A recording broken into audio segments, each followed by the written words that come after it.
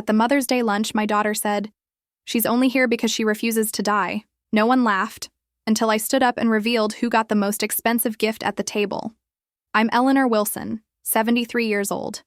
The dining room in Victoria's suburban home was perfect. Crystal glasses, fine china, and fresh flowers in an expensive centerpiece. 8 adults around a table for 12, with my chair noticeably separated from the others. I had arrived 15 minutes early. Victoria greeted me with an air kiss and that practiced smile she uses for unwanted acquaintances. Her husband, Richard, barely looked up from his phone. "Mom, you can sit over there." Victoria pointed to a chair set apart from the others. I took my place quietly, watching as guests arrived. Victoria's country club friends, her in-laws, and my other children. Thomas, my youngest, and Michael, my eldest, with his wife, Grace. Before we continue, comment where you're watching from and subscribe to the channel. We'd love to see how far our stories are reaching. Conversations flowed around me, but rarely included me. When I tried to share about my volunteer work at the library, Victoria interrupted. "Mom," Janet was talking about her cruise to the Bahamas. I was stirring my soup when I heard Victoria's voice from the other end of the table. She was leaning toward Janet, her voice lowered, but not enough. "It's exhausting, you know," she sighed. "Every holiday, every birthday. She's only here because she refuses to die." Janet glanced at me nervously before giving a small chuckle. "No," one else laughed. Thomas looked down at his plate. Michael pretended not to hear, while Grace shot Victoria a disapproving look. The room didn't go silent. Conversations continued, plates clinked. But for me, everything stopped. 47 years of motherhood reduced to an inconvenience. I remembered selling my wedding ring to pay for Victoria's prom dress after Harold died, working double shifts at the hospital to put her through college. Now, I was just taking up space, refusing to die. I clutched my napkin under the table. I could have done what was expected, pretend not to hear, excuse myself to cry privately, or simply endure in silence as I had so many times before. But something changed inside me. Maybe it was the envelope in my purse. Maybe it was knowing I wouldn't attend many more Mother's Days. I waited until Victoria began distributing gifts, expensive scarves for her friends, golf accessories for Richard's parents, and token candles for Michael and Thomas. There was no package with my name. "I believe it's time for my announcement," I said, my voice steadier than expected. Victoria looked up, annoyed. "Mom, we're in the middle of gifts." "Yes, I know," I replied, rising slowly. "And I've brought the most valuable gift at this table." The room quieted as I pulled out a sealed envelope from my purse. "Victoria, Michael, Thomas," I said, looking at each child. 6 months ago, I received news that I've kept to myself until now. I opened the envelope and removed several papers and a small silver key. "I've been diagnosed with stage 4 pancreatic cancer," I said evenly. "The doctors have given me approximately 5 months." Victoria's face drained of color. Michael dropped his fork. Thomas made a choked sound. "Inside this envelope is my final gift to this family. Not just the news of my condition, but something else. Something I hope will outlast me. I'd spent my life putting my children first, sacrificing my needs for theirs. But in that moment, I realized the most valuable thing I could give them wasn't protection from pain, or even the truth about my diagnosis. It was the chance to be better than they'd been. "This key," I said, holding it up, "opens a small beach house on Cape Cod that I purchased last month. I've created a trust that will maintain it for 20 years. It cannot be sold or rented. Its sole purpose is to serve as a gathering place for this family after I'm gone." I looked directly at Victoria, whose shock had turned to calculation, already thinking about property value and inheritance. "And no, Victoria, there is no secret fortune. I used my savings and sold my condo for this. This house is not an asset to liquidate. It's a place for healing." I placed everything back in the envelope and set it on the table. "I've written each of you a letter to read privately. But know this. I've always known who sees me as a burden and who sees me as a blessing." Victoria started to protest, but I held up my hand. "For years, I've accepted being marginalized in this family. I've endured being treated as an obligation rather than a mother. But with what time I have left, I will no longer settle for a seat at the edge of the table." I looked around at every face. "So yes, Victoria, you're right. I am here because I refuse to die. To die without speaking my truth, without trying one last time to bring this family together, without leaving something meaningful behind. I picked up my purse, ready to leave. The greatest gift at this table isn't material, it's the time we have left, however much that may be. What you do with that gift is up to you. As I turned to leave, Grace stood and came to my side. Thomas followed. Michael remained seated, torn between his wife and his sister's influence. Victoria sat frozen, her perfect lunch in ruins. I walked out with my head high, not looking back. For the first time in decades, I wasn't walking away in defeat. I was choosing a different path, and somehow I knew I wouldn't be walking it alone. I sat in Grace's car, my hands still trembling. Thomas followed in his own vehicle, insisting he would drive me home. The adrenaline was wearing off, leaving me exhausted. "You didn't tell anyone," Grace said quietly, keeping her eyes on the road. "It wasn't a question." "I couldn't," I replied. At first, I needed time to process it myself. Then it never seemed like the right moment. The truth was more complicated. After Harold died 26 years ago, I became invisible to my children. In many ways. Victoria was 19, Michael 22, and Thomas just 16. While they were grieving their father, I was scrambling to keep our family afloat financially and emotionally. We'd owned a modest 2-story home in a good neighborhood. Harold had been a high school history teacher, beloved by students but not well paid. I was a registered nurse working part-time. When he died suddenly of a heart attack, our life insurance barely covered the funeral expenses. "I needed to sell the house," I said aloud, not realizing I was speaking my thoughts. Grace glanced at me. "The family home?" I remember Michael mentioning that. We couldn't afford the mortgage on my salary alone. I found a small condo near the hospital and took on extra shifts. Victoria never forgave me. It was a painful memory. Victoria had screamed that I was destroying the only thing we had left of her father. She didn't understand that keeping memories didn't require keeping mortgages we couldn't pay. "She accused me of stealing her inheritance," I said. "She was only 19? "That doesn't excuse how she treats you now," Grace said firmly. "I sold the house and used most of the money to start a small elder care service, matching nurses with families who needed in-home care for aging relatives. The business provided enough income to support us and help with college expenses. Victoria refused to live in the condo with me, moving in with a girlfriend's family for her last year of high school. She returned only when she needed money for college expenses. Michael was already in his second year at State University, working part-time and taking what I could give. Thomas, still at home, watched it all with quiet eyes that grew more distant each year. "I never expected gratitude," I told Grace. "But I didn't expect to become the villain of the story either." We pulled up to my small condo complex. Thomas parked beside us and walked over. "I'll make some tea," he offered when we got inside. My condo was modest but comfortable. 1 bedroom, a small office I'd converted into a guest room, living room, and kitchen. Photos covered the walls, documenting a family that looked happier in pictures than in reality. Thomas brought 3 mugs to the coffee table. "Mom, how long have you known?" 6 months. I took a careful sip. I suspected something was wrong last Thanksgiving. The diagnosis came right before Christmas. "Christmas?" Grace looked stunned. "You sat through Christmas dinner at our house and said nothing?" I shrugged. "What was I supposed to say between the ham and mashed potatoes? Pass the gravy and by the way, I'm dying?"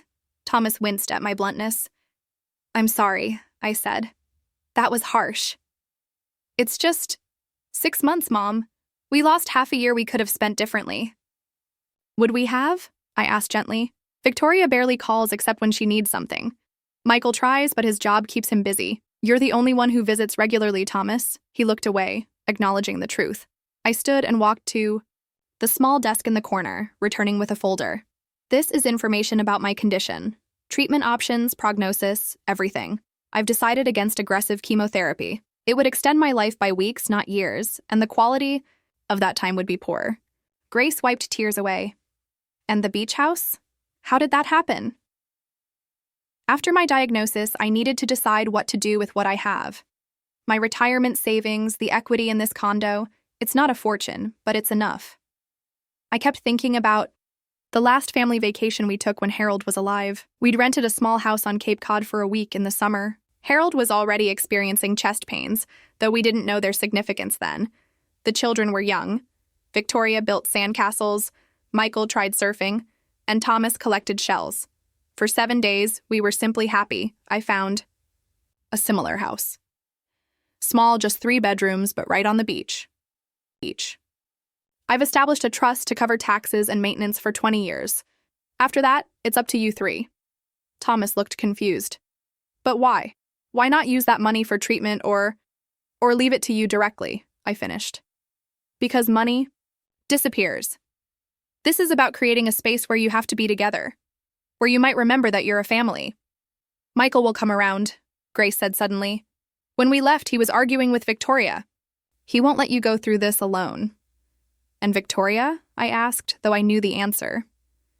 Grace and Thomas exchanged glances. Neither spoke. She's always been the most like Harold, I said, feeling the familiar ache. Passionate, stubborn. He could hold a grudge for years. That's no excuse, Thomas said. No, but it's an explanation. Victoria feels her father's death more deeply because she's more like him, and she blames me for moving on, selling the house, building the business, living my life. We sat in silence for a moment, 3 people contemplating the absence of 2. Others. What happens now? Thomas finally asked. Now I'd like to see the beach house. I bought it sight unseen through a realtor. I'd like to go next weekend if you 2 would drive me. Of course, they said in unison. I'll call Michael, Grace promised. I nodded, not asking about Victoria. Some wounds need more time to heal, and time was the one thing I no longer had in abundance. As they prepared to leave, making plans for the weekend trip, I felt a strange lightness. The secret I'd carried alone for 6 months was now shared. Not with everyone, not perfectly, but it was a start. Thomas hugged me tightly at the door. I'm sorry about Victoria, he whispered. Don't be, I told him. Each of you has your own relationship with me. Don't let hers affect yours. After they left, I sat alone in my quiet condo, looking at the photos on my walls, so many smiling faces hiding complicated truths. In one corner hung a picture from that Cape Cod vacation, Harold with his arm around me, 3 children building a massive sand castle. That's what I was trying to rebuild. Not the castle itself, which would always wash away, but the memory of what it felt like to build something together. The beach house stood on a small rise overlooking the Atlantic, white clapboard siding, blue shutters, and a wraparound porch, exactly as advertised in the listing. I felt a surge of relief as Thomas parked in the gravel driveway. At least the realtor hadn't lied about this. It's beautiful, Mom, Grace said, helping me from the back seat. Michael had driven separately and was already waiting on the porch, a weekend bag slung over his shoulder. You made it, I said, approaching my eldest son. Of course I did. He hugged me awkwardly. Michael had always struggled with physical affection, even as a child. I've been here about 15 minutes. The key worked fine. The interior was simple but charming. An open living area with worn hardwood floors, a kitchen with outdated but functional appliances, and a wall of windows facing the ocean. 3 modest bedrooms upstairs, each with just enough space for a bed and dresser. The furniture was included in the sale, which explained the mismatched pieces that somehow worked together. It's small, Michael observed, running his hand along the kitchen counter. It's cozy, I corrected. And it's paid for. While Thomas and Grace brought in groceries, Michael followed me onto the porch. The May breeze carried a chill, but the sunshine was warm on my face. Have you told Victoria where we are? I asked. Michael shifted uncomfortably. I tried calling her. Richard answered and said she wasn't ready to talk. I nodded, having expected this. She'll come around in her own time. Mom, about your diagnosis. Michael started, then faltered. When you made that announcement at lunch, I didn't know what to say. There's nothing to say, Michael. It is what it is. But there must be treatments, clinical trials. I touched his arm gently. I've explored those options. The cancer has spread to my liver and lymph nodes. Even with aggressive treatment, the prognosis is poor. So you're just giving up? His voice took on an edge I recognized, the same tone Victoria often used. I'm choosing quality. Over quantity, I replied calmly. I'd rather have a few good months than a year of being sick from chemotherapy. Michael turned to face the ocean, his jaw tight with unspoken words. I waited, giving him space to process. I should have noticed something was wrong, he finally said. How could you? I barely saw you at Christmas, and I've become good at hiding pain. It's an occupational hazard of nursing. The conversation was interrupted by Thomas calling us in for lunch. The four of us gathered around the small dining table, the ocean visible through the windows. It felt strange, almost normal, to be sitting with three of my children sharing a meal. "I've scheduled appointments with a local oncologist here," I said between bites of sandwich. "I'll need to come to the Cape regularly for checkups." "I can drive you," Thomas offered immediately. "We all can take turns," Grace added. "We should work out a schedule." Michael nodded, though less enthusiastically. I understood. His job as a financial advisor kept him busy, and he had two teenage children of his own who barely knew me. After lunch, we walked along the beach. The sand was still cool in May, the tourist season not yet in full swing. I tired, quickly, my energy not what it once was, and sat on a large piece of driftwood while my children continued ahead. The diagnosis had come on an ordinary Tuesday in December. I'd gone in for persistent abdominal pain and fatigue, symptoms I'd attributed to age and overwork. The doctor had ordered tests, then more tests. By the following week, words like stage 4 and metastasized entered my vocabulary in a personal way. I'd sat alone in that sterile examination room, a pamphlet about pancreatic cancer in my trembling hands, and made my first decision as a dying woman. I would tell no one until I had figured out what to do with whatever time remained. Christmas came and went. I sat through dinner at Michael's house, watching his children unwrap presents, noting how Victoria dominated the conversation as usual. Thomas brought his new girlfriend, who didn't return for New Year's. Life continued its rhythm while inside. I carried a secret that changed everything. In January, I met with a financial advisor and an estate attorney. My assets were modest: the condo, retirement savings, a small life insurance policy. I updated my will, established advance directives, and planned my funeral down to the music selections. Then came the beach house idea, an impulsive internet. Search for Cape Cod beachfront property led to emails with a realtor, a virtual tour, and the decision to liquidate almost everything I owned for this final gift.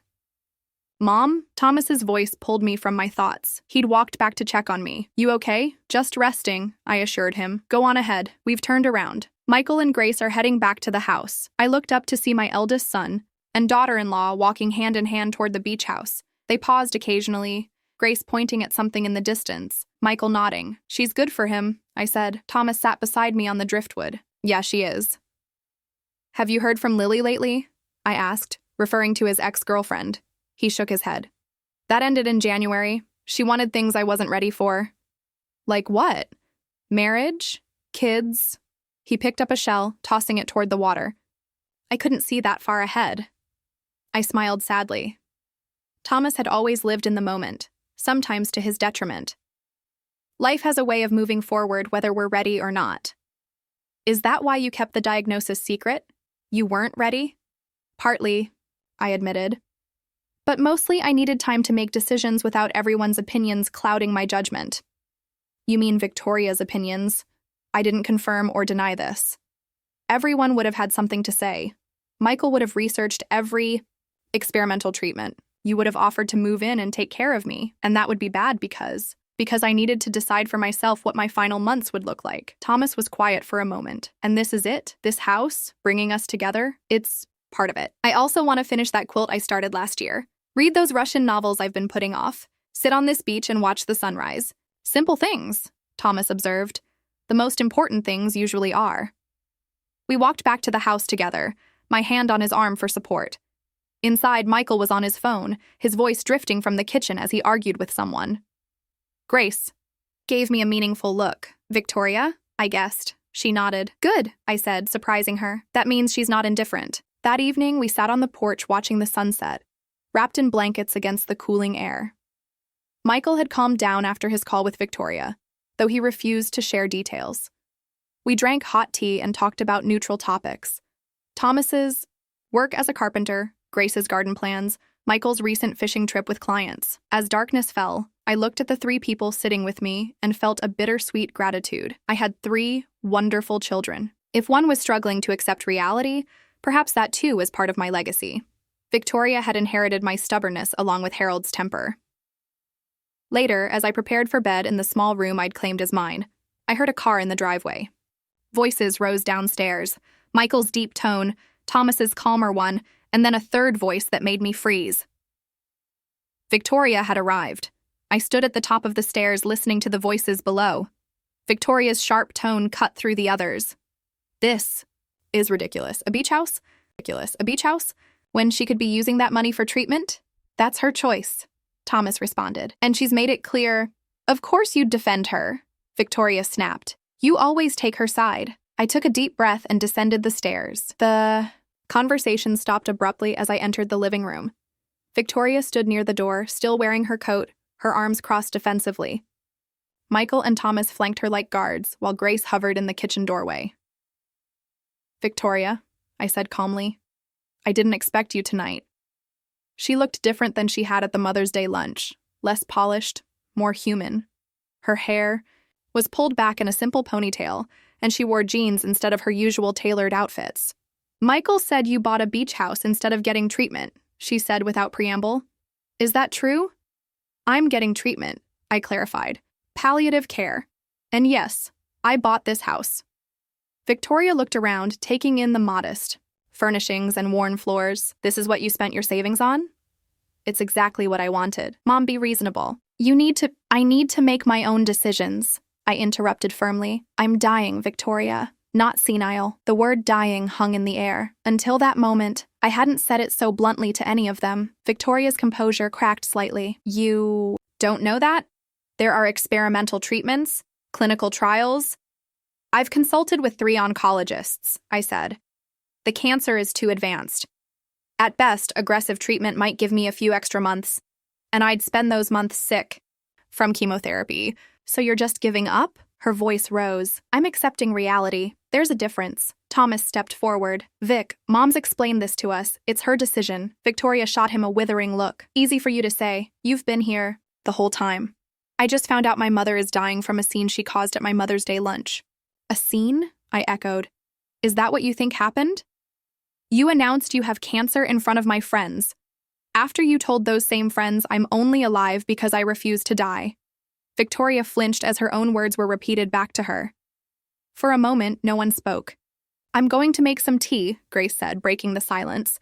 Victoria, would you like some? Without waiting for an answer, she disappeared into the kitchen. Michael muttered something about helping her and followed, left alone with Victoria. And Thomas, I gestured to the couch. Sit down, please, both of you. Thomas complied immediately. Victoria hesitated, but eventually perched on the edge of a chair. I didn't come here to argue, she said, though her tone suggested otherwise.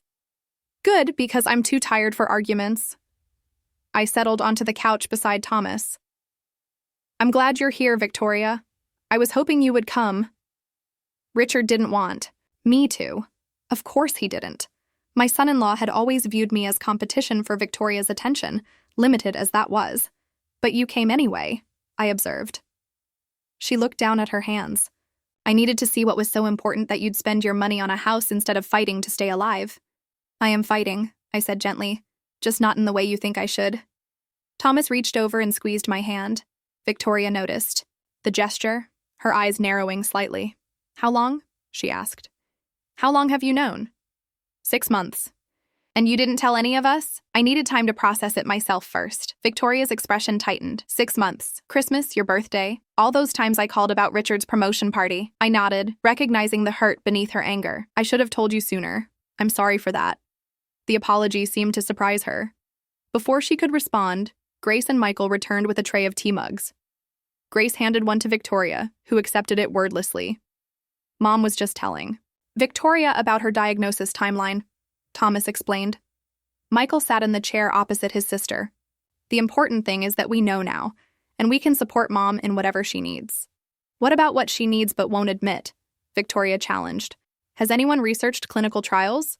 Second opinions? As I told you, I've seen 3 oncologists, I said. Stage 4 pancreatic cancer with metastasis to the liver is essentially a death sentence. I'm not being pessimistic. I'm being realistic. And this house? Victoria gestured around us. This is your solution? This house is my gift to all of you, a place you'll have to share, to be together after I'm gone. Victoria set her mug down with a sharp clink. That's manipulative. Maybe, I admitted, but it comes from love. The conversation shifted as Grace asked about sleeping arrangements. Victoria hadn't brought an overnight bag, claiming she'd only come to check on the situation, but it was already past 10, and the drive back to Boston would take hours. You can borrow my things, Grace offered. While the others sorted out logistics, I found myself alone with Michael in the kitchen as he rinsed tea mugs. Thank you for calling her, I said quietly. Michael glanced toward the living room, where Victoria was reluctantly accepting Grace's offer of pajamas. She needed to be here, even if she doesn't know it yet. She's angry. She's scared, Michael corrected. We all are. I touched his arm gently. I know, and I'm sorry about that. He shook his head. Don't apologize for things you can't control. Mom. Later that night, I woke to the sound of muffled voices. My bedroom door was partially open, and I could hear Victoria and Grace talking in the hallway. She looks so thin, Victoria was saying. Was she this thin at Christmas? I don't think so, Grace replied. It's happened gradually. Michael noticed it about a month ago when we had dinner with her. And you didn't think something might be wrong? Of course we did. But your mother is very private, Victoria. She doesn't complain. A pause then. She complained to me about selling the house after Dad died. That wasn't complaining. That was explaining why she had to do something difficult. Another pause. I always thought she sold it because she wanted to move on from Dad too quickly. She sold it to keep you all afloat, Grace said firmly. Your father left very little life insurance, and your mother had to make hard choices. I know that now, Victoria admitted.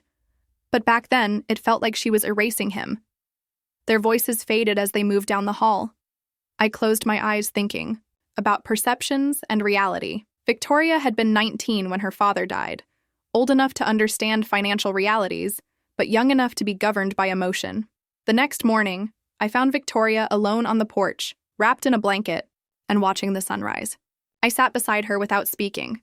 It's beautiful here, she finally said. I can see why you bought it. Your father and I once talked about retiring to a place like this, I replied. Of course, that was before we knew how expensive beachfront property is. Victoria managed a small smile. Dad would have liked it here.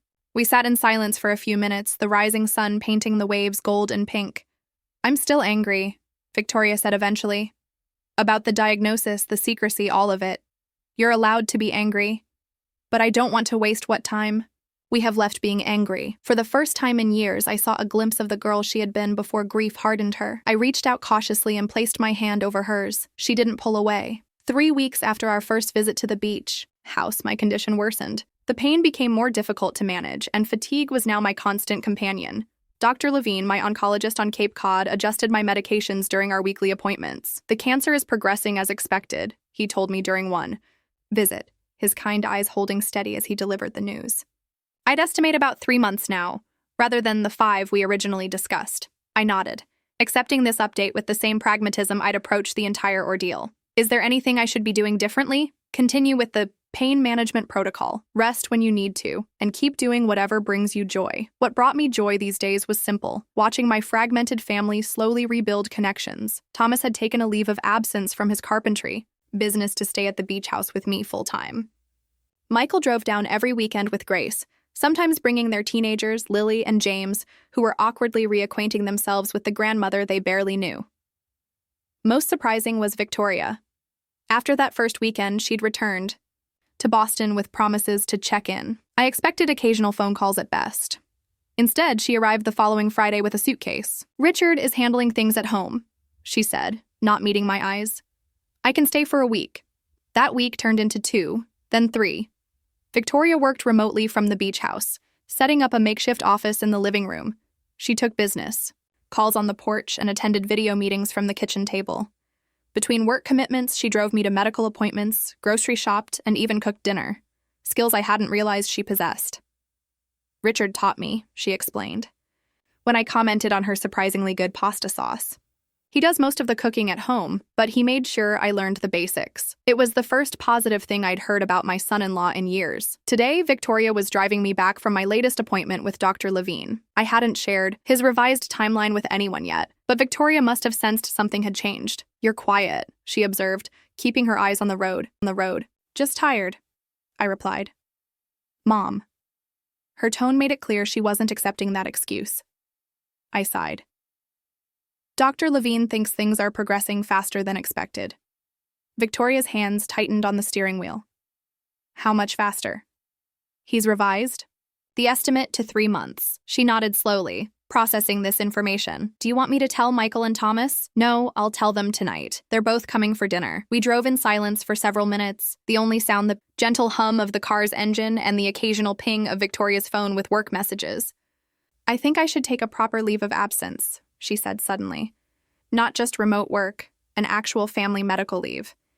You don't need to do that. I want to. She glanced at me briefly before returning her attention to the road. I've missed too much already. The admission hung in the air between us, an acknowledgement of years of strained relations, missed opportunities, and wasted time. When we arrived at the beach house, Thomas was on a ladder repairing a loose shutter. He climbed down when he saw us, wiping his hands on his jeans. How did it go? He asked, opening my car door. We need to talk, I said, but let's wait for Michael and Grace to arrive. Inside, Victoria helped me to the couch and brought me a glass of water and my medication. The role reversal wasn't lost on me, my daughter caring for me instead of the other way around. Thomas returned to his repairs, and Victoria retreated to her laptop to handle some work emails before dinner. I dozed off, waking to the sound of Michael's car in the driveway.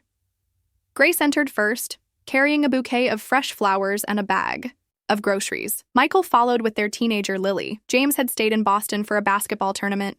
Grandma! Lily rushed over to hug me. At 15, she was all long limbs and nervous energy.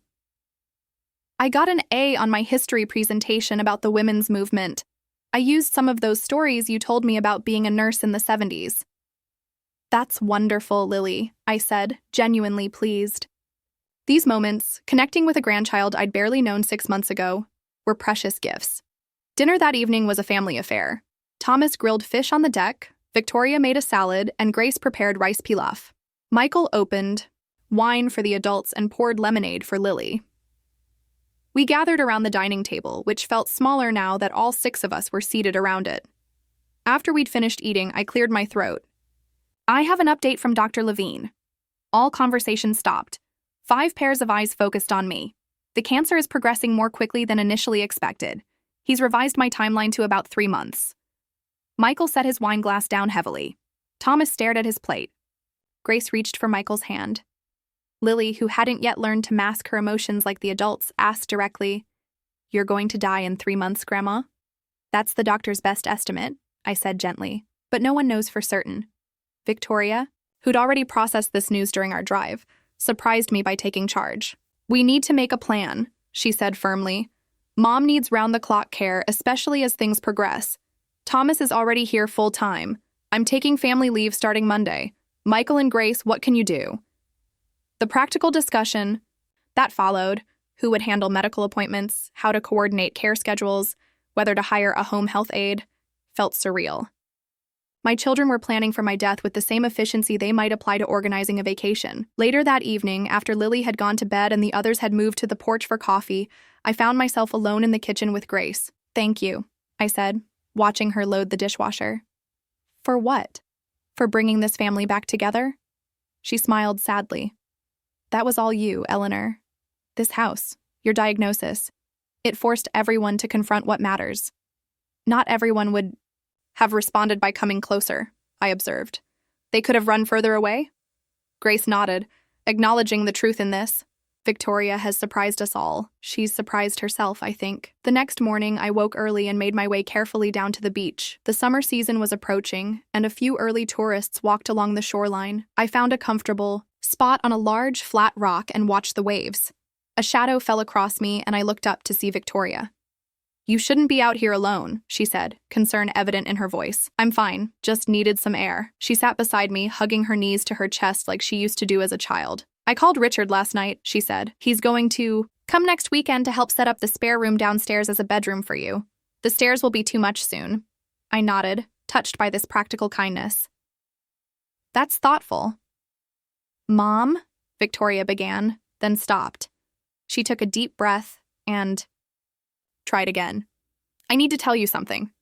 I waited, giving her the space to find her words. "I've been angry for so long," she finally said. "About Dad dying, about the house, about feeling like you moved on too quickly. But I never stopped to think about what you were going through. We were all grieving," I said, "just in different ways. But you were also trying to keep us afloat. And instead of helping, I made it harder." You were 19, Victoria, barely an adult. And now I'm 45 and I've wasted decades being angry. She looked out at the ocean. I can't get that time back. No, I agreed, but we have now. That counts for something. Victoria nodded, wiping away a tear that had escaped despite her efforts. It counts for everything. Chapter 6. The Last Invite. 2 months later, my world had contracted to the downstairs bedroom that Richard and Thomas had converted for me. The large windows faced the ocean, allowing me to watch the waves even on days when I couldn't make it to the beach. A hospital bed occupied the center of the room, surrounded by medical equipment. July brought tourists to Cape Cod. From my window, I could see families playing, children building sandcastles. The sounds of laughter reminded me of that last vacation with Harold. The hospice nurse, Diane, visited daily. My children had established a rotation ensuring I was never alone. Victoria had extended her leave indefinitely.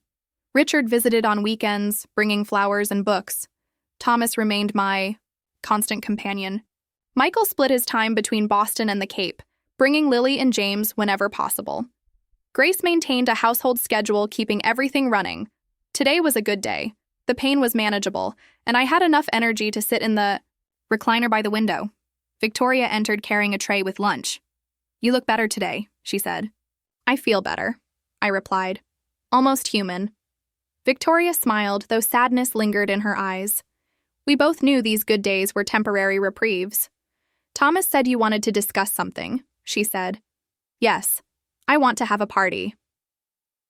Victoria blinked. A party? Nothing elaborate, just family. A nice dinner, maybe some music. One last gathering before. I didn't finish the sentence. When? This weekend, if everyone can make it. Victoria nodded. I'll talk to Grace and the boys. We'll make it happen. I reached for her hand. Thank you. What brought this on? I don't want my last gathering with all of you to be somber and medical. I want to create one more good memory in this house. Victoria nodded. A proper send-off.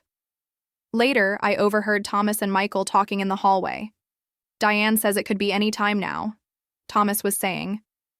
Days, maybe a week. She seemed stronger today, Michael responded. That happens sometimes near the end. A final rally before. I wasn't surprised. I could feel the change in my body, the gradual shutting down of systems. Dr. Levine had prepared me for this. The party was scheduled for Saturday evening. Grace and Victoria prepared food, while Thomas and Michael rearranged the furniture to accommodate my hospital bed, which they wheeled out from the bedroom. By 5 o'clock, everyone had arrived. Richard brought champagne. Lily had made a playlist of music from the 60s and 70s. James, usually glued to his phone, had left it in another room. From my bed in the corner of the living room, I watched my family move around the house. Victoria and Grace worked together in the kitchen. Thomas and Richard discussed renovations.